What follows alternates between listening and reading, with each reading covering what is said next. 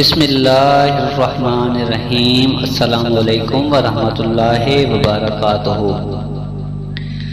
حضرت عمران بن حسین رضی اللہ تعالیٰ عنہ بیان کرتے ہیں کہ رسول اللہ صلی اللہ علیہ وسلم نے فرمایا، حیا خیر ہی لاتی ہے۔ ایک روایت میں ہے، حیا تو سراپا خیر ہے۔ حضرت ابن مسعود رضی اللہ تعالیٰ عنہ بیان کرتے ہیں کہ رسول اللہ صلی اللہ علیہ وآلہ وسلم نے ارشاد فرمایا، لوگوں نے سابقہ انبیاء کے کلام سے جو پایا ہے، اس میں یہ مقولہ بھی ہے کہ جب تو حیا نہیں کرتا تو پھر جو چاہے کر لے۔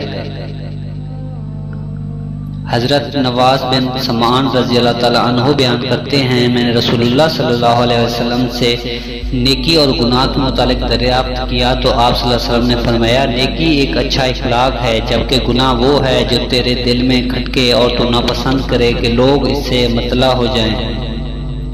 حضرت عبداللہ بن عمر رضی اللہ تعالیٰ عنہ بیان کرتے ہیں کہ رسول اللہ صلی اللہ علیہ وسلم نے فرمایا، تم میں مجھ سے سب سے زیادہ محبوب شخص وہ ہے جو تم میں اخلاق میں سب سے اچھا ہو۔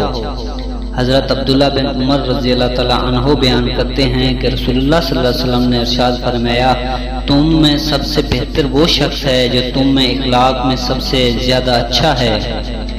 حضرت عائشہ رضی اللہ تعالیٰ عنہا بیان فرماتی ہیں کہ نبی کریم صلی اللہ علیہ وسلم نے فرمایا، جس شخص کو نرمی سے اس کا حصہ دیا گیا تو اسے دنیا و آخرت کی بھلائی سے اس کا حصہ دیا گیا، اور جو شخص نرمی سے اپنے حصے سے محروم کر دیا گیا تو وہ دنیا و آخرت میں اپنے حصے کی بھلائی سے محروم کر دیا گیا۔